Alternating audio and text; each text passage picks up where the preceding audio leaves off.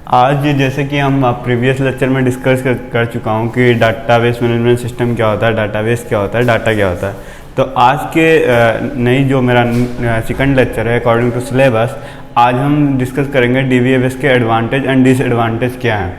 जैसे कि आप लोग को पता है कि हर चीज़ का जिसका फ़ायदा होता है उसका नुकसान भी होता है। तो हम ऐसे ही जैसे डाटाबेस मैनेजमेंट सिस्टम सॉफ्टवेयर को यूज़ कर रहे हैं तो उसके एडवांटेज क्या है एंड डिसएडवांटेज क्या है इस वीडियो में डिस्कस करेंगे। हम जो प्रीवियस वीडियोज़ अपलोड कर चुके हैं आप उसमें जाके नोट्स डाउनलोड कर सकते हैं, जो कि हैंड रिटन नोट्स मिला है। नोट्स मैं दो तरीके से दूंगा, एक हैंड रिटन नोट्स, एक वर्ड पैरस या डॉक नोट्स जो होते हैं वो मैं आज सबमिट कर दूंगा। और अगर आप लोग कहेंगे तो लेक्चर वाइज नोट्स भी प्रोवाइड किया जा सकता है, दोनों नोट्स दिए जाएंगे। कुछ बच्चे जो हिंदी में पढ़ना चाहते हैं वो हिंदी के भी नोट्स हम दे सकते हैं डाटाबेस मैनेजमेंट सिस्टम सॉफ्टवेयर का। आपकी जैसी रुचि होगी उसी के अनुसार मैं नोट्स आपको प्रोवाइड करता रहूँगा। और सबसे अच्छी बात है, आप मुझे कुछ नहीं, मैं फ्री ऑफ कॉस्ट पढ़ा रहा हूँ, लेकिन आपको सिर्फ सब्सक्राइब, लाइक, शेयर एंड जितना भी ज़्यादा हो सके उतना शेयर करो और सब्सक्राइब करो, ये सबसे इम्पॉर्टेंट चीज़ है। डाटाबेस मैनेजमेंट डीबीएमएस, इसके दो पहलू होते हैं। जो आदमी अच्छा होता है उसको, एक आदमी जो होता है उसका अच्छा और बुरा दोनों क्वालिटी होती है। तो इसके दोनों में डिस्कस करूंगा। ये पहला लिखते हैं एडवांटेज, डिसएडवांटेज।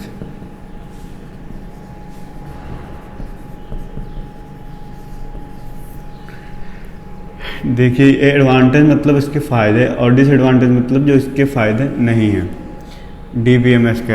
देखो, इसका सबसे अच्छा एडवांटेज जो होता है डीबीएमएस में, इसका शेयरिंग सिस्टम जो होता है बहुत एडवांस लेवल होता है। जैसे अगर कोई भी यूज़र अगर डाटाबेस पे जाके सिंगल यूज़र भी जाएगा तो भी वो एक्सेस कर सकता है, और बहुत सारे मल्टीपल यूज़र अगर उस पर एक्सेस करना चाहते हैं तो भी एक्सेस कर सकते हैं।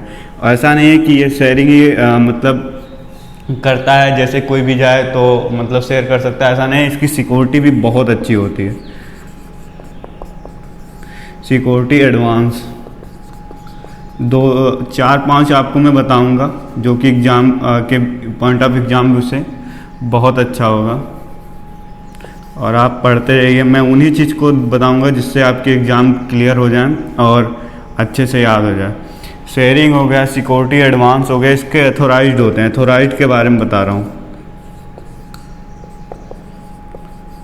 एथोराइज मतलब जैसे अगर हम किसी भी डाटा को एक्सेस करना चाहते हैं, जैसे लाइक किसी एम्प्लॉय के डाटा मुझे चाहिए, तो उसके लिए जो मैं डाटाबेस में चाहूँ वो एथोराइज कर सकता हूँ। कि जैसे मैं जा रहा हूँ तो मेरा भी यूजर आईडी होना चाहिए, मेरी पासवर्ड होना चाहिए, जो उस पर मैं क्लिक करूँगा फिर उस क्लाइंट का मैं डाटा जो चाहूँ वो डाटाबेस का एक्सेस पा सकता हूँ। इसे एथोराइज्ड कहते हैं।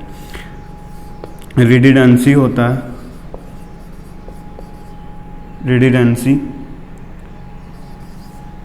रिडंडेंसी मतलब कोई भी डाटा अगर करना है तो उसको अच्छे से आप एक्सेस कर सकते हैं। किसी मतलब एम्प्लॉय का या कोई भी डाटा अगर एक्सेस करना है तो रिडंडेंसी से के थ्रू एक्सेस कर सकते हैं। इफ़िशिएंसी होता है,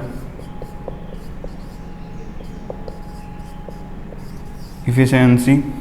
अब डिसएडवांटेज क्या है? जैसे एडवांटेज के बारे में मैंने 3-5 टॉपिक्स बताया कि इसकी शेयरिंग जो है बहुत एडवांस लेवल की होती है, सिक्योरिटी इसका एडवांस होता है, एथोराइज्ड होता है, रिडंडेंसी होती है, इफिशिएंसी होती है।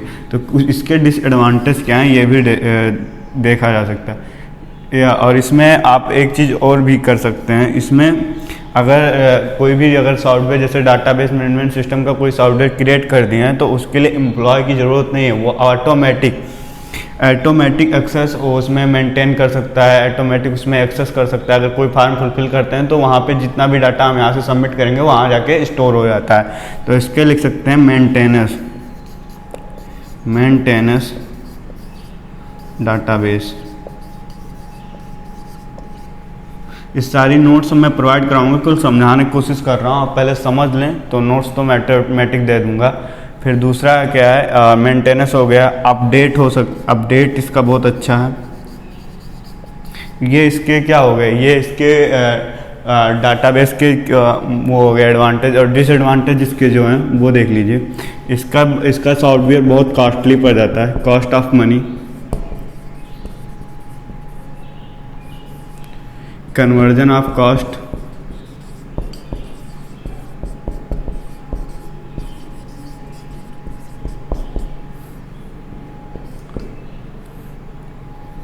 ये पहले देखिए कास्ट ऑफ मनी, जो इसके मतलब कोई भी अगर यूजर है, अगर उस पर अगर जो यूजर बनवाएगा, अगर कोई भी DBMS क्रिएट करवाता है तो उसका जो मतलब पैसे हैं वो बहुत ज़्यादा लगते हैं और बनवाने के लिए DBMS का। लेकिन एक बार बन जाने के बाद वो उसमें ये चीज़ें मेंटेनेंस, अपडेट करना, ये सब चीज़ें ऑटोमेटिक हो जाती है, जिससे ये सुविधाएं हो जाती है। लेकिन बनवाने में इसके बहुत सारे पैसे इन्वेस्ट होते हैं, तो इसको बोला जाता है कास्ट ऑफ मनी। मेरे अकॉर्डिंग ये होना नहीं चाहिए, क्योंकि अगर हम किसी एम्प्लॉय को बना के उसका डाटा रजिस्टर में सेव करते हैं तो बहुत ज़्यादा पैसे इन्वेस्ट होता है। लेकिन अब इसके डिसएडवांटेज जो दिए गए हैं तो मैं बता रहा हूँ। Cost of money, conversion of cost, जैसे कोई भी डाटाबेस हमको मिला है तो उस डाटाबेस को अगर हम स्टोर कर चुके हैं और फिर मैं उस डाटाबेस को कन्वर्ट करना चाहता हूं, जैसे कोई भी डाटा सेंट्रलाइज नहीं, अगर सेंट्रलाइज करना चाहता हूं तो उसके लिए बहुत पैसे वेस्ट होते हैं। तो ये हो गए cost of money, cost of conversion of cost. दो डिसएडवांटेज हो गए। और एक डिसएडवांटेज ये है कि इसके लिए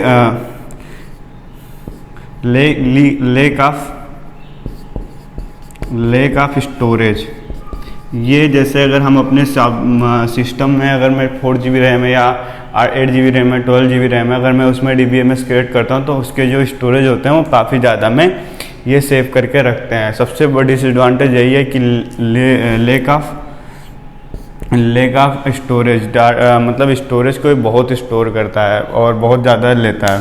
तो ये आपने एडवांटेज और डिसएडवांटेज के बारे में आप जहाँ तक समझ चुके होंगे, और ये बहुत मेजर पॉइंट था जिसको मैंने बताने की कोशिश किया। इसकी नोट्स आपको मैं दे दूंगा।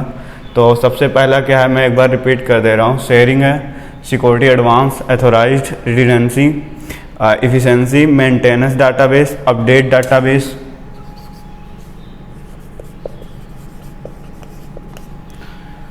Cast of money, conversion of cost, lack of storage.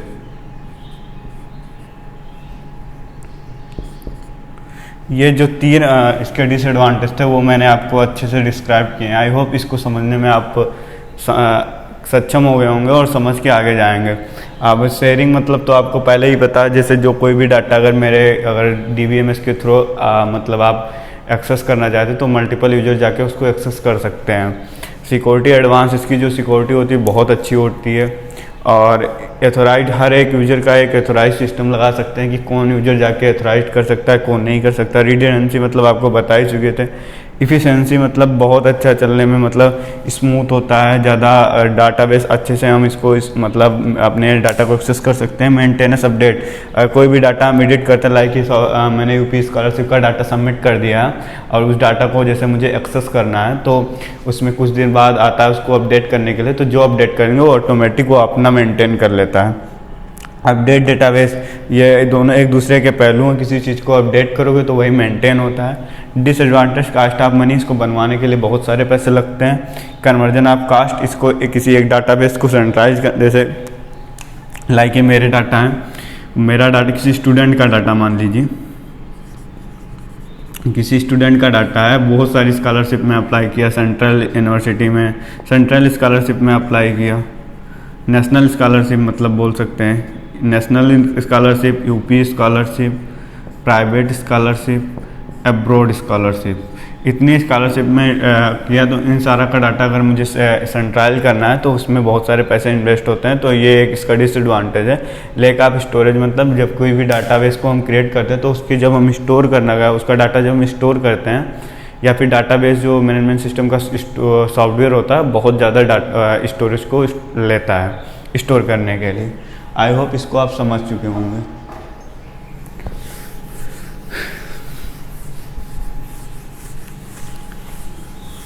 आप अच्छे से पढ़िए और अच्छे से रहिए। बाकी आपको हम हर चीज़ को मतलब बताते रहेंगे और आप हर चीज़ों को समझते रहेंगे।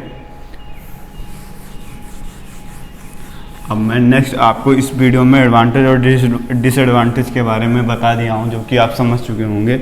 अब मैं थोड़ी सी चीज़ें डिस्कस करना चाहूँगा कि जो इसके वो होते हैं DBMS और फाइल डाटाबेस मैनेजमेंट सिस्टम और फाइल सिस्टम में डिफरेंस क्या होता है, जो कि मैं नेक्स्ट वीडियो में अच्छे लेवल से डिस्क्राइब करूँगा। इसमें केवल मैं इतना बताना चाहूँगा कि डाटाबेस मैनेजमेंट सिस्टम और फाइल सिस्टम में डिफरेंट क्या है। फाइल सिस्टम जैसे इस पे बताएं मल्टीपल यूजर एक्सेस कर सकता है, लेकिन फाइल सिस्टम में मल्टीपल यूजर नहीं एक्सेस कर सकता। ये सबसे बड़ी मतलब इसकी समझ लो डिसएडवांटेज है। और मल्टीपल यूजर मतलब कोई भी मल्टीपल यूजर है तो बार बार जाके उस पर मतलब अगर कोई भी वैसे वेबसाइट है तो उस पर मल्टीपल, जैसे लाइक कि ये web www Google site question bank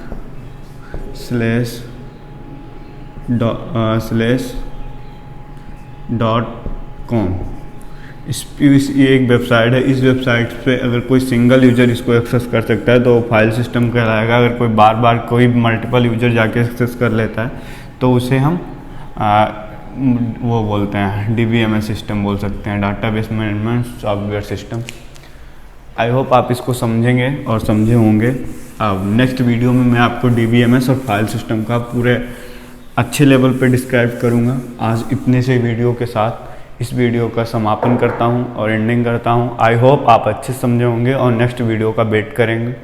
I hope कल परसों में वो भी वीडियो आपको मिल जाएगी। ये पूरी श्रृंखला हम बताए थे आपको 22 वीडियोज़ के अंदर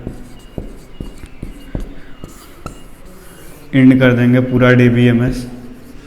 और आई होप इसका सिलेबस मैंने अपनी वेबसाइट पे डाल दी है, आप लोग विजिट किए होंगे तो देखे होंगे पूरा लेक्चर वाइज से, मतलब आपको मैंने इसका वो बना के भेजा है सिलेबस के किस लेक्चर में क्या क्या कवरेज करूँगा।